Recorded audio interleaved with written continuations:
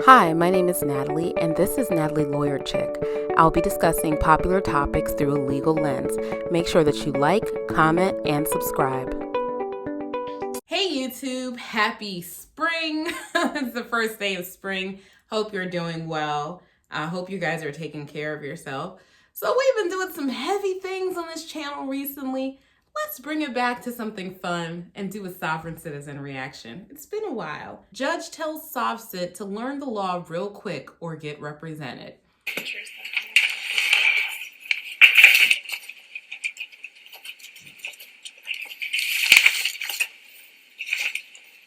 Okay, state your name, please.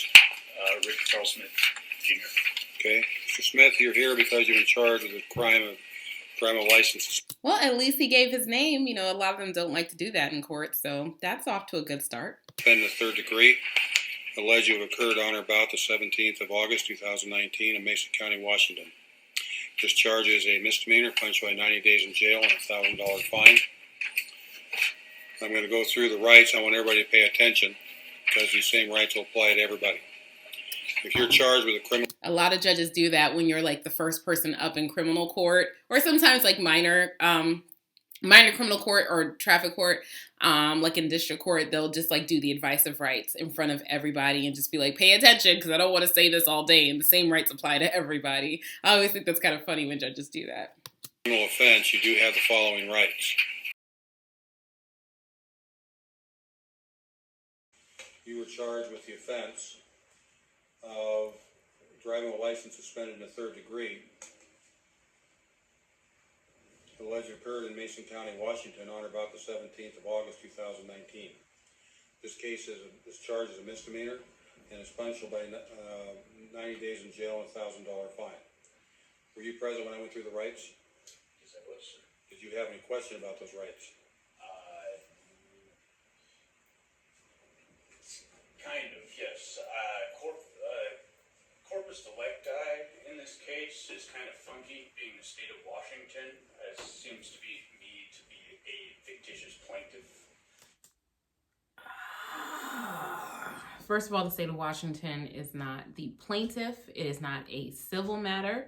They have filed the charges against you. They are the prosecuting authority, and they represent the state. So the state of Washington is just the party of the state of Washington. They're not the plaintiff. In addition, corpus delicti is corroborating evidence of the crime itself. The understanding that they have of corpus delicti does not apply to traffic matters. So he just, you know, I was rooting for him there when he gave them his name, but here he goes with the corpus delicti. It's a very common sovereign citizen term, as in used out of context as a sovereign citizen term and used to object to a case in a way that does not apply. In a sense, I can't subpoena a plaintiff that doesn't exist as a person. Okay, we're going to talk about a couple things first because I know the judge is about to set him straight, but I just want to like point this out. If you just exist in reality, okay? Exist in reality with the rest of us. If you just do that, if you wanted to subpoena the state of Washington for records, if you wanted to send them a discovery request, it is very easy to do that. You just need to serve it on them. They are not a fictitious entity. It is a governmental entity. They are present in court represented by their attorney. And if you actually wanted to subpoena anything, why you'd want to subpoena them for anything when you could just make a discovery request is beyond me. You probably might want to subpoena a witness. You might want to subpoena the police officer, you know, something like that. But if you want to compel the state to turn something over, there are procedures by which you can do that, and they're not the plaintiff in the case. you're saying is gibberish. It's gibberish. Yeah. You don't even know what corpus... What you're saying is gibberish. Exactly, because the corpus delicti doesn't apply to this circumstance whatsoever. Secondly, the state, not a plaintiff, just the state, and sending a subpoena to the state and then saying that you can't send a subpoena, that concept doesn't make any sense for what you're there for, which is a traffic citation. What do you need to subpoena the state for? Nothing. And if you wanted to subpoena the state, you absolutely could if you wanted to. So he just said a bunch of just nonsensical, terms. Whoever's the left guy produced the victim. No, that's not No, that's not what that means. Definitions here. We're not here to argue with you, Mr. Smith. Go, Judge. Go, Judge. We're not here to argue with you, Mr. Smith. He's not going to derail these proceedings with his foolishness. And no, it is not the body of the victim. It is not corpus as in a corpse. It is not the body of the victim. It is the evidence of the crime, right? And that doesn't apply to this particular circumstance because you're dealing with a traffic citation. All they need is the citation itself. And when it's time for trial, they need the officer to testify in your presence that is compelled by the court's jurisdiction. That's it. That's all they need. Gibberish. Before I get to the next part of this arraignment, we're not going to complete the arraignment today for a reason I'm going to get to in a minute. But is there anything else you wanted to bring up? Because I just want to be able to have the victim present since it's a criminal matter, correct? Here's the situation. For anyone interested,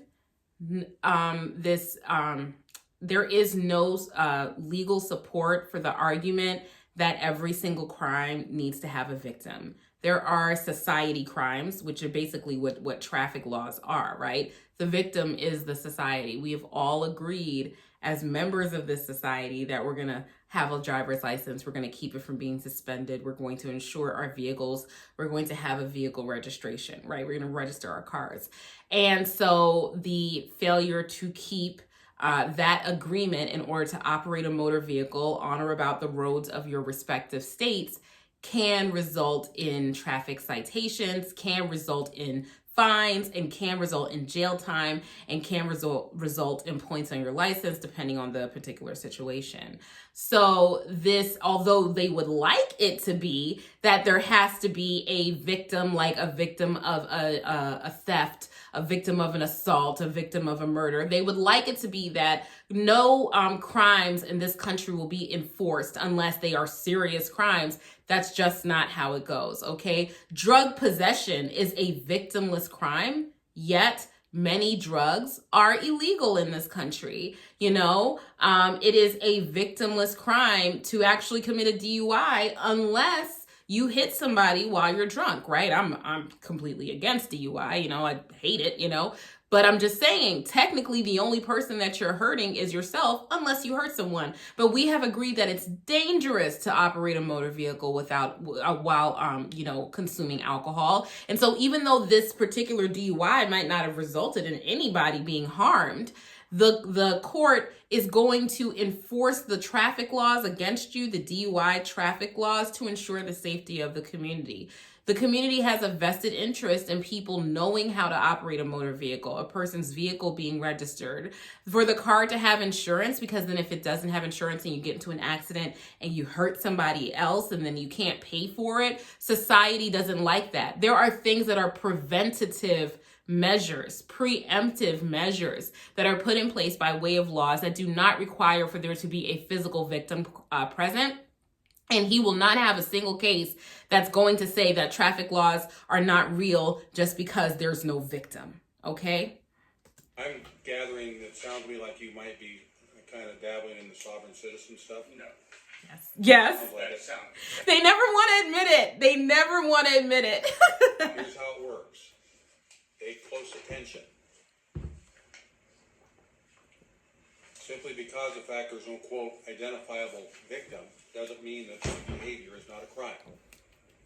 The state the state legislature has chosen to, which it has authority to do under the Washington State Constitution, to make driving offenses, including licensing offenses. There is no victim that need to be present. The only person that ever need to be present in court is any witnesses who claim they have evidence towards whether or not you committed the crime or not. The presumption is you did not commit this crime. Right.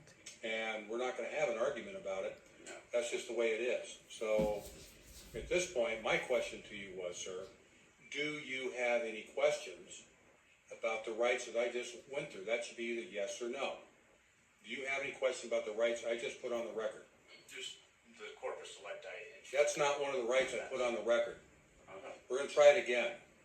That is embarrassing. That is absolutely foolish and embarrassing. The court has been very, very clear that corpus delicti as a concept does not apply to this particular situation, but it also does not mean what he thinks it means. It does not mean the body of a victim, right?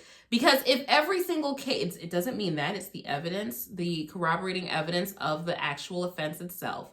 But if every single case required the body of a victim, then theft crimes would never be a crime. Embezzlement, larceny, burglary, any like property crimes, unless there's a physical body present that's a victim, those would not be crimes either. Are we going to allow those just because there's no physical body present? Absolutely not. So you just take the reasoning of the things that they say and extend it, and you just see that to its logical conclusion, it makes no sense, right? You take it to the furthest extent and it makes absolutely no sense. This judge is not having it. I love it.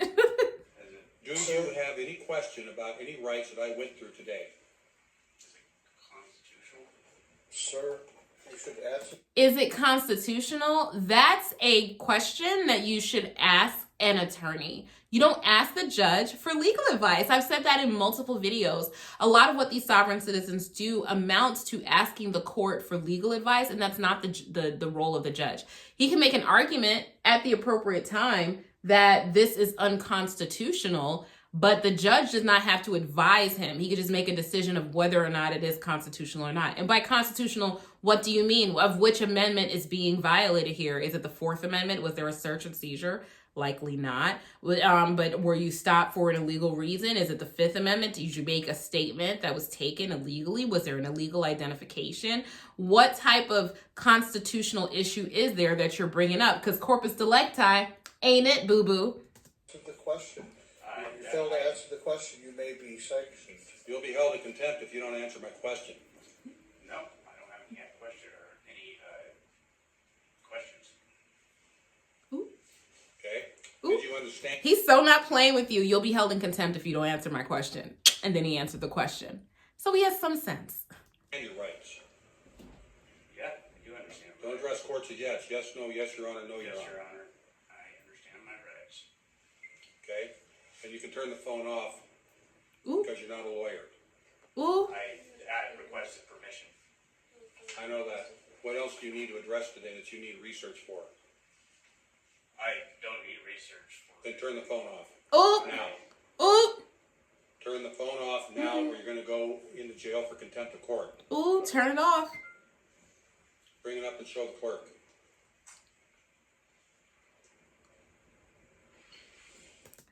So it looks like they have a very formal process here.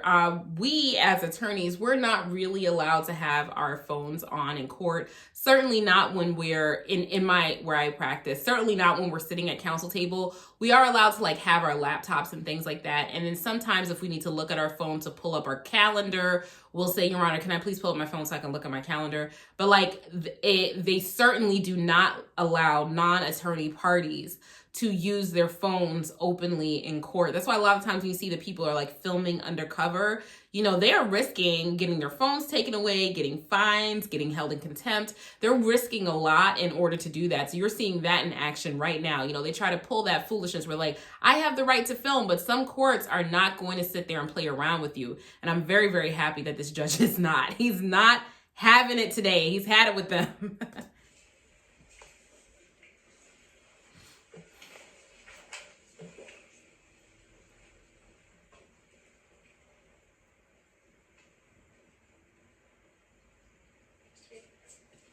Okay?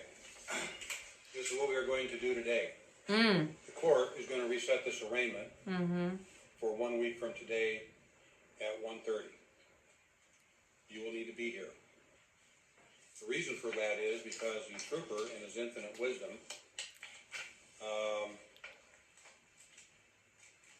only wrote in his probable cause affidavit, stop for no license plate, no trip permit.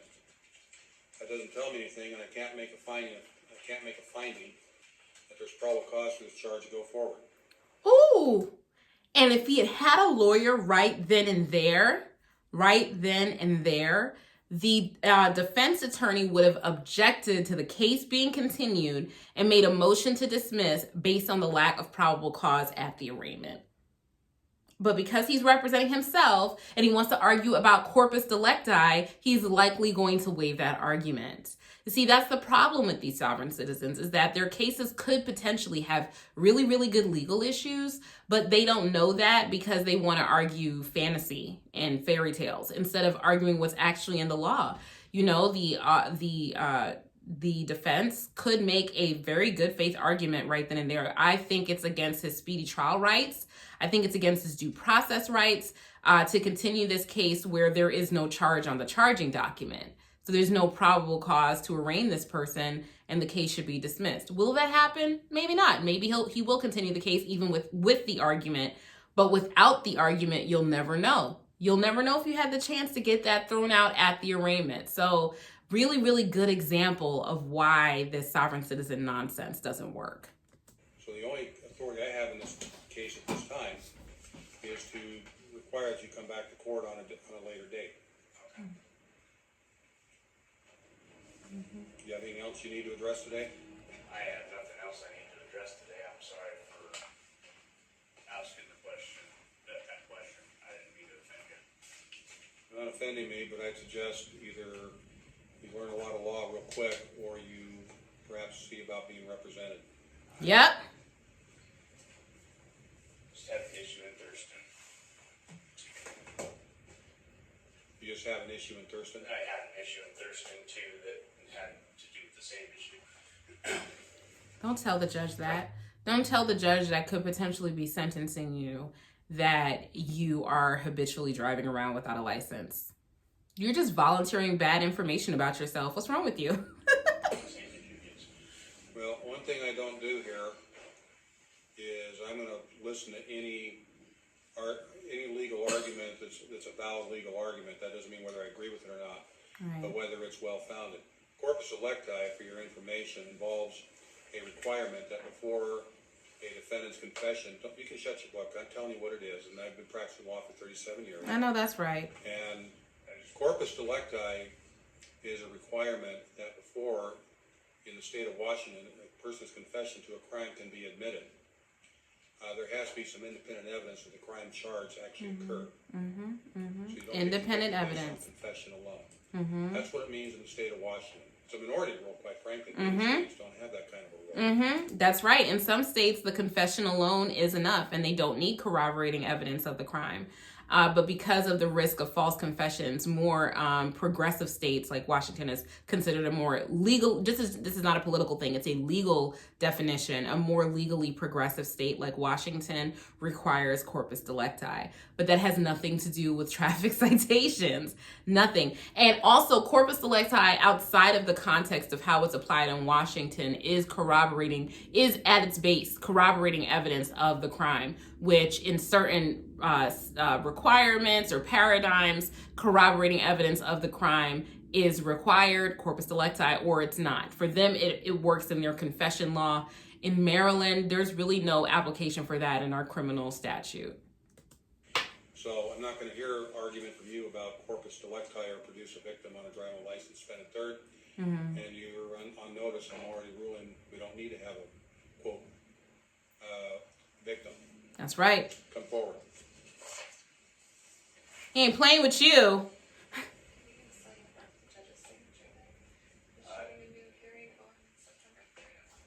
might be penalized if I don't sign it. I'll have you thrown in jail if you don't. Boy, Sound like a penalty? this just is it like an inability to read the room or refusal to read the room? Because this judge is not playing with him. He is not playing with him. Take it seriously, sir. Go ahead and just sign the paper, okay? You're in the Rubicon now. Just proceed. Go through what you need to go through to get to the end of this. And you need to sign that paper. Don't challenge the authority of the court. Tell him.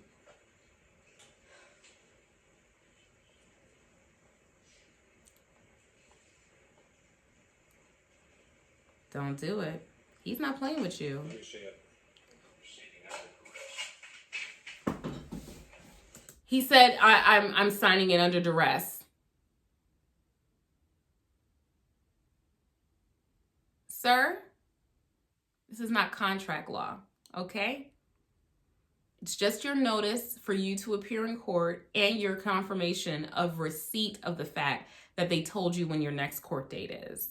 Not only is failing to sign it not going to keep you from having to go to court, it also exposes you to the judge holding you in contempt for disrupting his court proceeding. Go ahead and sign the paper and stop acting dumb. Reprint the order. Ooh. Oh. He's not playing.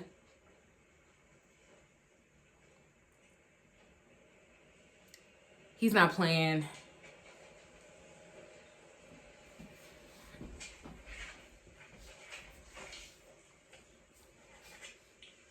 If you sign the order, you'll put nothing else on it. The record itself will reflect that you feel like you're under duress. Sign the order. Just your name, nothing else. I can't. That's Just sign the order. You're ordered to do so. If you don't, it's contempt of court. The record already reflects you feel like you're under duress. You're not under duress, but you are under court order to sign the order. That's right.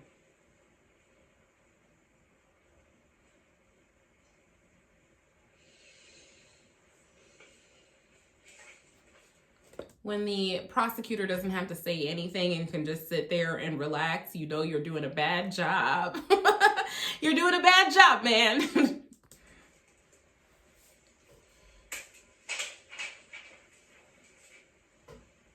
Have a seat. You're in contempt of court. He did it again. He did it again. He put the under duress thing again. Oh, no. Sir, for a driving while suspended, there are people right now sitting in jail facing serious time, and this man is wasting everyone's time over a driving while suspended. Look at all those people behind him. He's the first one up. You can tell because the judge went through the full advisement, and he's wasting everyone's time. This is so stupid. I'm glad we came back to these sovereign citizens. It's been a while. My goodness. I forgot why I stopped kind of doing them for a little bit because they were getting on my nerves. This is so dumb. Maximum penalty for contempt of court is 30 days in jail and a $500 fine. Ooh, you're in contempt. I will give you an opportunity to purge yourself of that contempt. I told you, purge means to make the contempt go away. I told you simply to sign your name. All you're doing by signing this is acknowledging you know when your next court date is. That was direct criminal contempt instead of constructive contempt because it was in front of the court. The court told him to do something or told him not to do something, was like, don't put this on. He told him to do something and told him not to do something. He disregarded the court's order because at first he wouldn't sign. And then when he signed, he said under duress. The judge struck that out, said print another one, sign this one. Under duress again, you're in contempt of court. And he told him, the judge has to warn you before putting you in contempt that if you don't do something, I'm going to lock you up, I'm going to hold you in contempt, I'm going to put you in the back, whatever the case may be. They have to warn you of the potential consequences of not following their order and give you an opportunity to follow the order. And then once you don't do that, they announce that you're in contempt of court. Now this judge is nice enough because it's direct criminal contempt. It's not constructive contempt. So under constructive contempt, the judge has to give a purge provision, something that you can do to put yourself right with the court so that you don't go to jail. Whereas with criminal contempt, direct contempt in front of the face of the court, the judge can just impose a sentence. The judge is being nice by saying, I will give you an opportunity to purge the contempt so that you don't go to jail by just signing the order. Because the judge is just trying to drive home that you're not going to play games with me. He is also just trying to move along, the court proceedings. And he doesn't want to lock this person up just because of a stupid driving while suspended case. This guy is pushing it because he wants to make himself into a martyr. And the judge is aware of that and is just basically like, all right, I'm going to give you a taste of your own medicine, give you what you want. Are you sure this is what you want? Go ahead and sign the order. Let's see if he does. Now, your choice is you can either sign this as I told you, just your name, or you can be taken into custody. Which do you prefer? Get an officer. Sign my rights reserved. Yeah. Woo! signing this doesn't take away, signing this does not take anything away from you, sir, as far as your rights. Why do I have to sign it then? So it's Because I just told you to, because it gives you notice when your next court date is. Why does he think the judge has already told you the record reflects you don't want to sign this? I'm still telling you to sign it anyway. Do not put anything on this other than your name, right? All it is a notice of his next court date. It's not waiving anything. And once again, his better argument would have been, Your Honor, there's no probable cause for this charge. I'm moving to dismiss the charge for lack of probable cause because the officer doesn't have correct or complete charges on the charging document, which is the citation. That's what he could have done. But instead, he's wasting his time this is just, I don't want to sign this. I'm signing it under duress, even though the judge is telling him to just go ahead and sign it. He's not only wasting his time, and potentially putting himself in jail, he is waiving an actual valid argument because he doesn't know that it's available to him. It only acknowledges that you received a copy of that order telling you. And you know you're doing really, really bad when the prosecution is trying to keep you from going to jail. They're like, man, you don't even need to go to jail over this. Would you stop it? You know, that he's asking for the officers to come and take this man to jail. And even the state is like, sir, just sign the paper. What are you doing? You're not waiving anything. It's just receipt of notice that you have to come to the next court date. So you can't say that you didn't know that you had to come to court. That's all it is. When your next court date in open court, that's all it does. So I'm not going to play games in this regard, don't interrupt me. You're going to either sign that order without saying under duress, or you're going to simply show it's been served and you're going to be held in contempt for 30 days and maybe a $500 fine. I would prefer you just sign the order. Sign the order. It doesn't take away any of your rights. It doesn't take away any option you have to make any legal arguments that you have. And if they're valid arguments, and again, I want to be clear what I mean by valid argument. It doesn't mean an argument where I agree with you, but means an argument that has some basis in law and fact. You're going to be allowed to put those arguments forth. However, at the same time, you're not going to disrespect this court, and you've been told specifically to sign the order. I'm not trying to disrespect the court. Yes, you are, and don't argue. Oh, you're definitely trying to disrespect the court because you don't believe that the court has actual authority over you. And you are mistaken by that. They do have authority. They have authority to throw you in jail, and you're being very, very foolish in this moment. This could have been over with 13 minutes ago. With me. How so? You can either sign the order, or you can be taken into contempt. How so? Sir, I'm not arguing with you. You either sign the order. How so? How so? He's so disrespectful. Like, the judge has already made clear that his decision is final. You have two options. You go to jail or you sign the order. That's it. And instead, he's trying to drag the judge into a discussion about his sovereign citizen nonsense. You know, it's just such nonsense that they don't even want to admit that they are sovereign citizens. And that's what's just so ridiculous to me, that you won't even say the thing that you are. Order, or you're going to go into contempt. Which do you prefer? You sign the order without any editorial comment, just your name, nothing else. So this is not a battle you're going to win. Oh, It's a contract, right? No, it's not a contract. It's merely an. it's not a contract. It is not a contract. There is no acceptance. There is no item in exchange for value. It's not a contract. Okay? It is just an acknowledgement that you've been told when you have to next be in court. If you fail to come to court, a bench warrant can go out for you, but it's not for failure to sign that piece of paper. Because once again, whether or not you sign the paper, when I said there is no consideration that's involved, right? It's not a contract. It is your acknowledgement that you have to come to court. Acknowledgement that you received a copy of the document. Period. That's All it. you're doing is acknowledging when you have to come back to court. And it says that on the paper, so. But to start signing things under duress and everything else shows disrespect to the court. I'm not going to allow it. Good. So your choice is you either play by those rules or you're going to go to jail. And some judges would just let this go. And I'm not being critical of those judges. You just get tired of seeing it over and over again. They're wasting the court process. It's unfair to everyone else that's in court. And so I completely appreciate this judge just putting his foot down and saying, we're not going to have this today. You know, enough is enough. Not on my watch. Not on my watch. So I can't sign it under UCC 1308. No. Okay, here's how it works. The UCC does not apply to this situation. This is traffic court. It's not a commercial contract. This is traffic court. Stop trying to apply concepts out of context. You really should talk to a lawyer because your knowledge of the law is, put up very mildly, extremely lacking. But I don't care. You said, I don't need to convince you. And I also know that you're not interested in being convinced. Are you going to sign it with just your name or do you want to go to jail? That's the choice you have.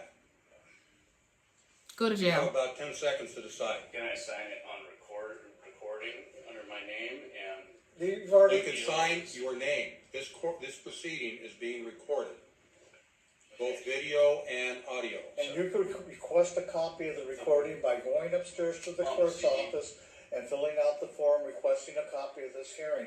You may be charged for the duplication problem. So my question to you is, and you better answer for your sake, yes, right now. Are you going to sign the order, just simply sign your name, or are you going to go to jail? I'm going to, I guess, yeah, if that's what you're, if that's what you're coercing me to do, then yeah, I have to. Sir, Okay. just sign it. In a way, it is coercion because there's a consequence if you don't follow my orders. The court system is largely involuntary, especially when it comes to criminal court, traffic court. Most people that are there are not there because they want to be there. And they have to follow orders, not because they want to, but because they have to. And if you have some type of oppositional defiant disorder and you just don't want to follow the rules of society, this is going to be really, really hard for you. But that's just what it is. Everyone else has to do it, and so do you. Or face going to jail. Those are your options. I'm gonna sign the order. Then You're going to sign Sign it, buddy. Anything else, you're going to jail.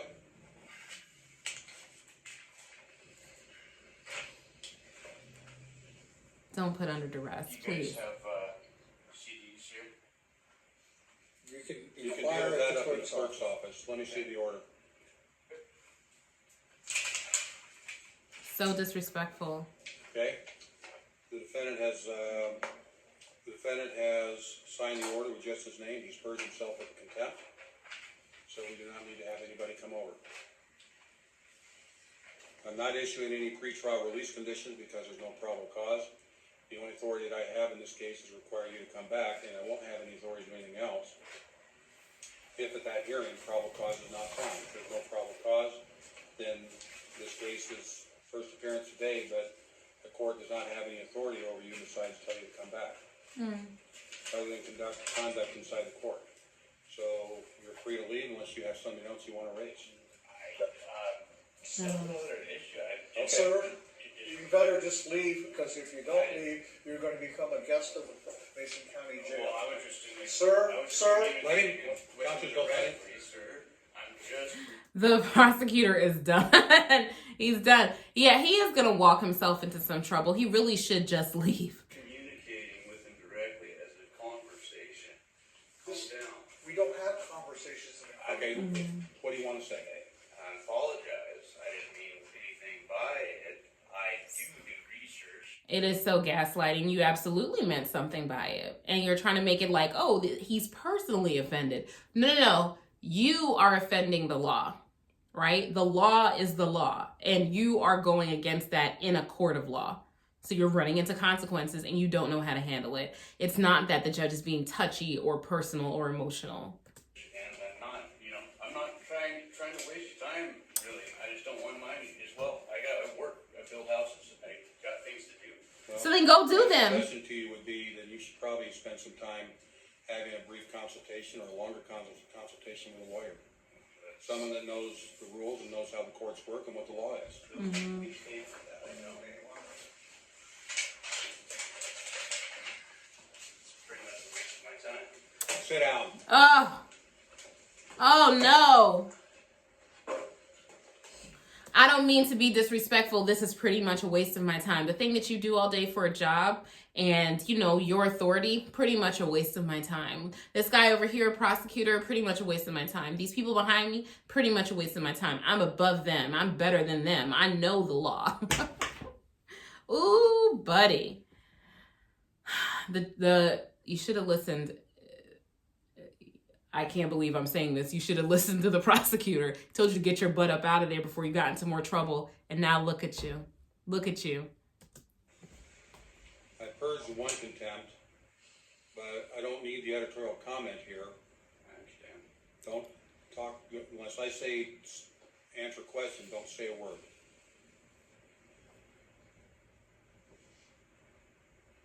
I don't need any editorial comment on your part that this is a waste of your time. I don't care if you can believe it. And outside this court, you can say anything you want. You can tell everybody I'm the devil. I don't care. You have the right to speak. Don't say a word. Shut up. But inside this court, you're going to show respect for the court. That means when you're directed to do something in the court, you're going to do it. And right now, what you're going to be directed to do is you may do one of two things. If you want to sit and watch the court proceedings for some reason, I can't imagine you would. In the situation, you may do so, but don't disrupt the court proceedings. Secondly, if you choose to leave, you may do so as well. But you will not utter a word until you're outside this building, and outside this room, and you can say anything you want. If you violate that, it'll be contempt of court. And because it's occurring in the courtroom, I have the right to impose summary contempt. That's right. So those are your options.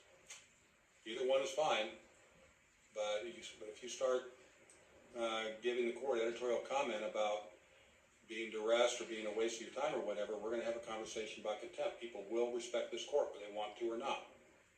You're free to leave. Okay. Thank you, Your Honor. Just leave. He has diarrhea of the mouth. He can't stop himself. Be quiet. Just go.